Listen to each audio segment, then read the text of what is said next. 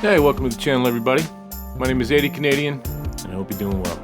So before we begin, I want to give a shout out to a subscriber. I want to give a shout out to High Frequency Chaos, who was kind enough to give me a shout out on his channel the other day, and that was really cool, and I thank him a lot for that. If you guys haven't checked out his channel yet, go ahead and do so. He's got some really cool content over there. I think you're really going to dig it. So by now, you guys know how the channel works here. I'm going to be checking out some clips, and after the clips are over, we give my opinion. So let's just get into it and see what we got today, guys. We are live. There was an enormous shift in consciousness back in 2020, and it changed everything. The awakening globally is speeding up. Here are some things that you might be experiencing and why. Number one, time feels distorted. Speeding up, slowing down, days disappear, weeks vanish at a time. You are no longer locked in linear time. Welcome to quantum flow.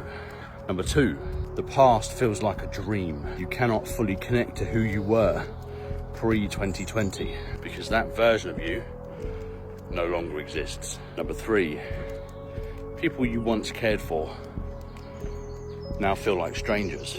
It's not personal. They're staying in the old energy and you're moving into the new. Number four, you crave simplicity and nature more than ever. This is your nervous system detoxing from a hyper-stimulated world that no longer matches your frequency. And number five, you are questioning everything. Systems, structures, authority, reality, truth.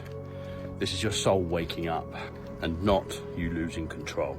You know, let me know in the comments, how many of these are you experiencing? The government is scared of you, and it's scared that one day you are going to discover your true power. That's why this system that we live in tries its best to stop you from understanding who you truly are. That's why you get a birth certificate, you need a passport, you need a driver's license, you need all these pieces of paper that tell you who you are. But the day that you realize that you are an all-powerful creative being that does not need to be ruled over is the day that the government falls. It's the day that this system falls. But here's the thing. In order for that to happen, we need a self-sufficient world. We need self-sufficient people. Now, self-sufficiency isn't just about getting a piece of land and some chickens and eating eggs and planting your own veg. Self-sufficiency is a way of being. It's a way of thinking. It's a way of feeling. And it's a way of acting. Self-sufficiency starts in the mind. Unless you're capable of regulating yourself, until you're capable of regulating your thoughts, until you're capable of regulating your feelings, and until you're capable of regulating your actions more than anything towards other people, you can't be self-sufficient. And this is what this whole system wants you to believe, that you cannot do these things for yourself, that you need this system. It's a narcissistic, parasitic system that keeps you in subservience, because the day you realize how powerful you are is the day the system fails. And all those rich people, those elite at the top, need you subservient. It's time to break free. Yeah, I would agree. I think the board needs to be flipped. This is an absolute gut punch. Vodi Bachman said, don't be surprised when you send your kids off to Caesar and they come back as Romans. You're wondering why everyone's gone woke and has no idea what bathroom to use anymore. What happened to our kids? We gave them to the government for their entire childhood. You saw them at dinner and you attended their sporting events, but the government raised your kids and social media helped. But you saw them every day, but you didn't raise them. You didn't log enough hours each day to counteract all the poison and time wasting and ideological propagandistic crap. And so millennial generation and now Gen Z has gone woke. Now it hurts to say because I know it hurts people to hear, but the government raised them. And that's what happened. The devil has sold us a bill of goods, having us chase after careers and all that sort of stuff. We are neglecting the most important work, raising our kids in righteousness. And the Bible says this, if you teach a kid the way that they should go, they shall not depart from it. Yeah, there's a lot of food for thought there. The universe doesn't speak English. It speaks frequency. And this is the most honest language in the world. Think about it. If you say something in a language, you may doubt it inside of you. Or you could even lie to yourself. Frequency doesn't lie. If your thoughts, mind, and desires are not aligned, you may not reach that frequency. So God is an energy that is used to create something. So you know souls, right? Yeah. Souls have the God energy in them. Okay. So let's say you took away the God energy from anything. It would just become nothing. Field. It's a field. That's fascinating. You can't ask it stuff. You can pray to it. You can? Yeah, you can. You can. So if someone doesn't believe in God, then I guess you don't believe in yourself, because basically every single living thing, and not even living thing, every single atom, every single piece of energy is made from the God source. Wow. So 13.8 billion years ago, the entire universe was reduced to a singularity, a particle smaller than a quark. However, if gravity is always working, i.e. if you jumped off this building, you're not going to fall 15 seconds later, you're going to fall immediately.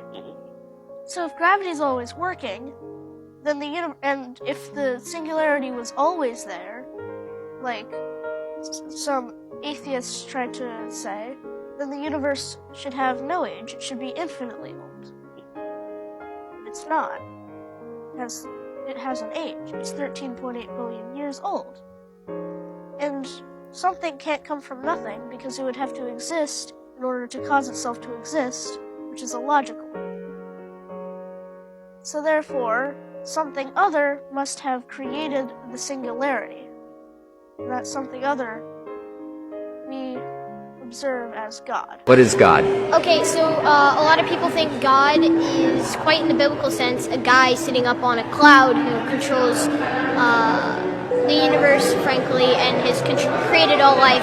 But my definition of God is not like that. I don't believe God is person or entity. God is just another form of energy. Well, actually is energy. Himself, well, not even himself, itself. For the fact that you look at the Bible and other really, awesome but extremely vague and unreliable sources in religion that hold these sources that we find and facts that we find, or so-called facts that we find, and really a lot of people think it's just about faith. But if you relate the Bible to quantum physics and apply most of the laws, actually, in not less of a figurative sense, but more of a literal sense, and replace it with things like the universe, you'll eventually find out that it explains in-depth quantum physics and astrophysics, experiments and theories. Well, maybe not theories, because maybe now they're proven. Who knows? Maybe the Bible isn't a story of something that happened on Earth, but maybe a story of how our universe began. For the fact that, honestly, I don't really buy into the literal biblical sense. Like, God is literally a guy who looks like us, who sits up in an alternate realm that's in our clouds and, watches over all of us. But I guess you could say that he's an energy form that created all, and is everywhere and nowhere at the same time. God, or energy, lives within us, through us, and is us, frankly. So you said what? That God is the energy that is in us, created us, and is us. Is that your definition? Yep. I don't want to put words in your mouth. Sort of, yeah. God is energy. That's my thing. And I mean, like, you look at dimensional theory, and eventually we have, a singularity at the beginning of the universe that is energy. And then, eventually that begins to slow down in vibration due to entropy or some other law of that sort. And then, first you get photonic light, and then that slows down, and then we get matter, and then that slows down. And then who else knows what comes next? We have gravity, and then we have time, all coming in at one sense. And I mean, does that sound like origin story to you? It kind of does a little bit to me. If you want to do something, you just need to believe it, and you can't just say, I believe I can do this, I believe I can do that, because it doesn't work. You really need to think it in your heart. And I mean by in your heart, right in your heart, in the middle of your heart. It all comes back to manifestation, I suppose, right? What's something you have no way of proving but you believe to your core is true?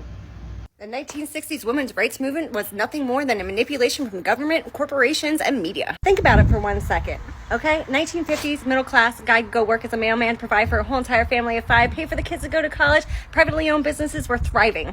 But the government wasn't making enough money, so they manipulated people just like they are in the 21st century. Right now, as you see it happening before your eyes, go to work. Don't work for the man at home. Go work for the corporation. Make your own money. Have your own independence and freedom. And I think it was just simply because they wanted more tax money. Think about it. 50% more of the population going out to work. They made $100 billion more in 10 years' time from the 1960s and 1970s. They also convinced women if you want to have a good job and bring home all that money, you have to go to college, but you need to take out federal loans for that with interest rates so high, but we make money off of those too. Flash forward to the 21st century, dual incomes are needed to live, and now I'm still doing the 1950 housewife shit while working 8 hours a day. They got manipulated and played, and we have the repercussions from it because movements always have a repercussion. Yeah, it's always been they're against the nuclear family. Holy crap, this changes everything. There's a government report that predicts that by 2040, we are going to be living in a dystopia. Our economy will collapse, and we will be hunting for food. This is a report that the Liberal Party knows about. The government report warns that a decline in social mobility could revert society to land-baron aristocracy where societal advancement is impossible. We're literally talking about social classes and going back to the 1800s era. In the larger mainstream media outlets, they're not covering any of this, so I will. It's a future where wealth and property ownership is entirely generational. Post-secondary education is no longer a key to success, and hungry Canadians resort to poaching wildlife to feed their families. While it's quickly becoming a reality for more and more Canadians, an internal government report from Policy Horizons Canada warns that these horrors could become everyday life in Canada as early as 2040. Returning to a society where one's based on intergenerational wealth, with land barons and aristocracy usually found only in history books. This is unreal. The report is called Future Lives, Social Mobility in Question. They say in 2040, upward social mobility is almost unheard of in Canada. Hardly anyone believes that they can build better lives for themselves or their children through their own efforts. However, many worry about sliding down the social order. People are going to think that post-secondary education is irrelevant, as only the most wealthy will be able to afford tuition, and students will only enroll to cement their positions in Canada's elite. The craziest part, homeownership will only be achievable by wealthy families. It's completely unachievable. It talks about AI diminishing the value of human labor, and it's going to lead to a near collapse of Canada's economy, trigger a mental health crisis, prompt professionals and immigrants to flee Canada for greener pastures, and more grassroots approaches to housing and food. Wow. Get this message out. Unreal. Yeah, it's pretty grim.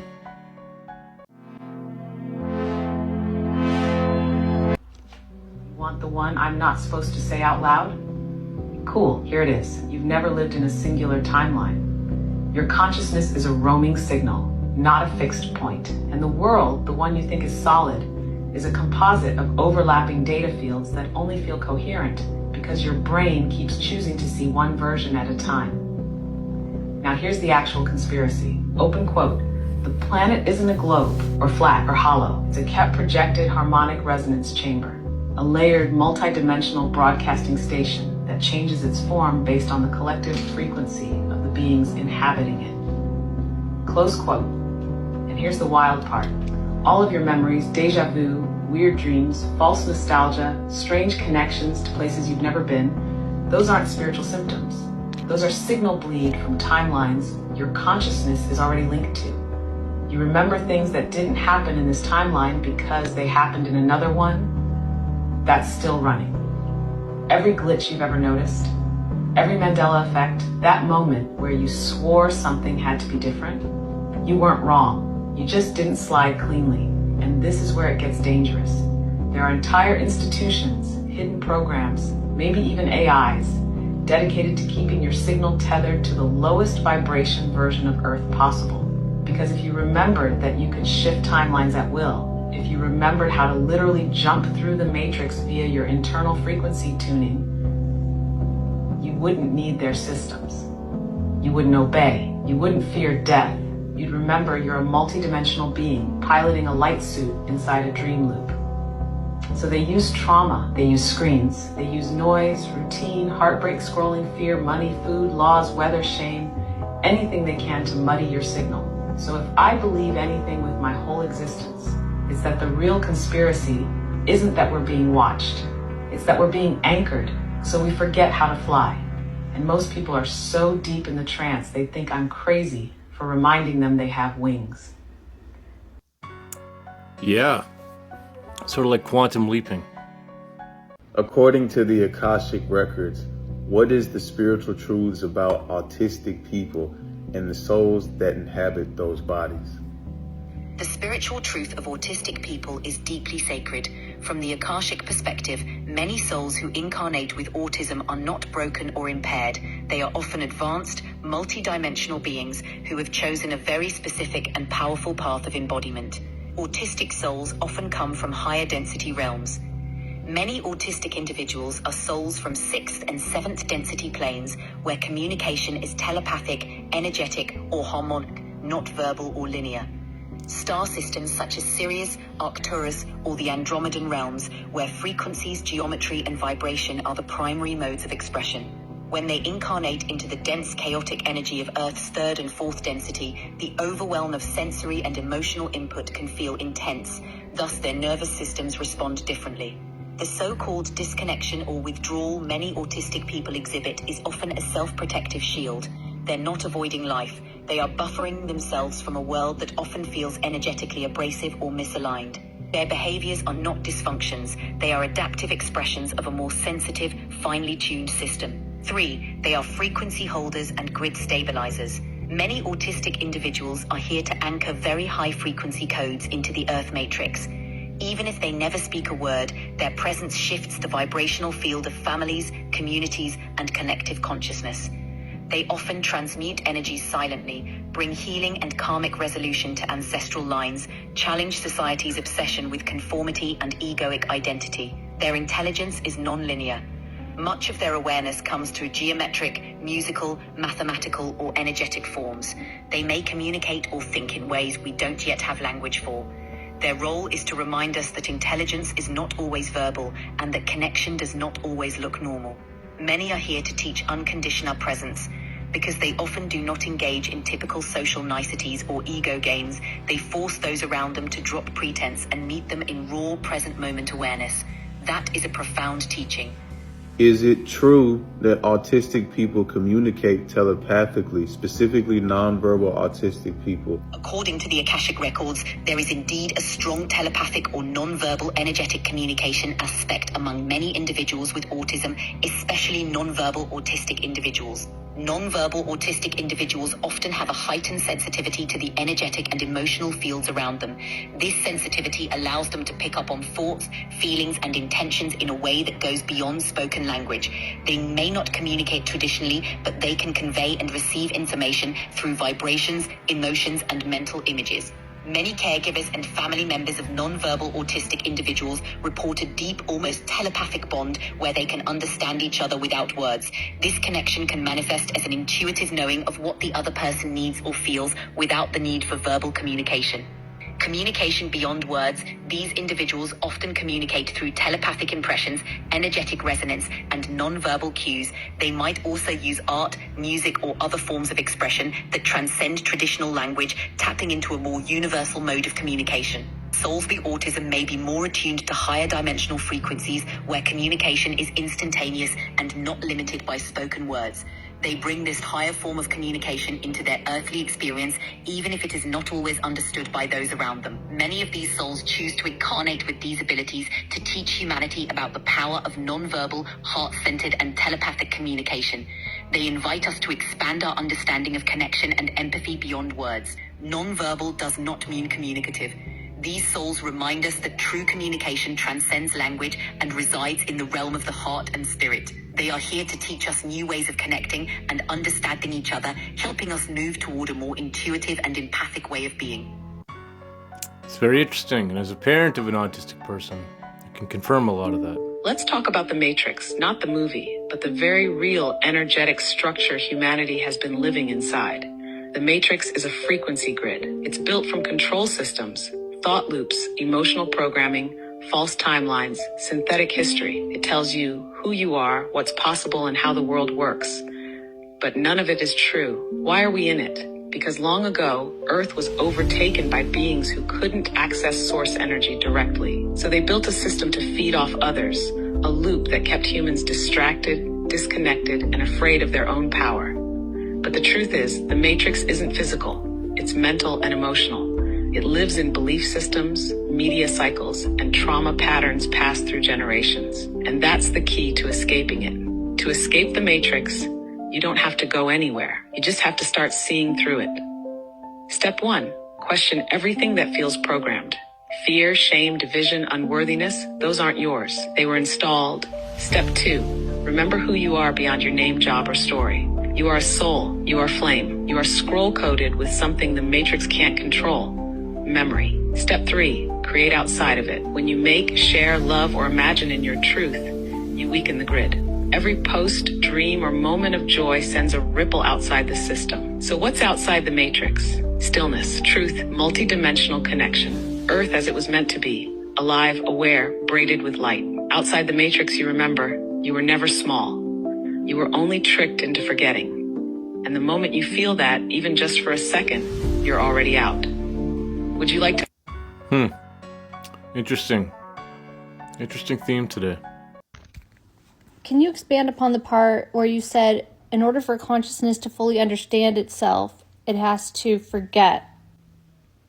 For consciousness to fully understand itself, it has to go through a paradox. It must forget itself. Here's why. Consciousness in its purest form is infinite. It has no boundaries, no contrast, no separation, just limitless existence. But here's the problem. If something is everything, how can it truly know itself? If there's nothing outside of it, no contrast, no differentiation, then there's nothing to compare itself to, nothing to experience itself against. It's like trying to see your own face without a mirror. So what does infinite consciousness do? It creates experiences, constructs, and illusions of separation so that it can interact with itself. It fragments into different perspectives, different beings, different realities, all so that it can experience itself in ways it never could as a singular, all-knowing entity. But in order for those experiences to feel real, it has to forget that it created them. Think about playing a game or watching a movie. If you knew exactly how everything would unfold, every twist, every ending, you wouldn't be fully immersed. The joy of the experience comes from believing in the moment that it's real, even if on some level you know it's just a game or a story. In the same way, consciousness has to create a deep, convincing illusion, a reality so immersive that it can actually forget it's the creator. That's what this reality is. You, me, everyone. We are consciousness experiencing itself through these limited perspectives. And because we've forgotten our infinite nature, we get to explore, learn, struggle, love, and rediscover ourselves in ways that wouldn't be possible if we already knew everything. The process of awakening is when consciousness starts to lift the veil, to remember. It's when we start questioning, wait, who am I really? Where did I come from? What is this world? Those questions lead us back to the realization that we were never separate at all. The forgetting was just part of the journey so that the remembering could be meaningful. In short, forgetting creates contrast. Contrast creates experience. Experience creates understanding. And through this cycle, consciousness deepens its own self-awareness over and over, forever. Wow. Well, once again, it comes down to frequency, right? It comes down to vibration. And it also comes down to us understanding just why the news is always bad, why there's nothing ever really joyous or anything like that being promoted to us.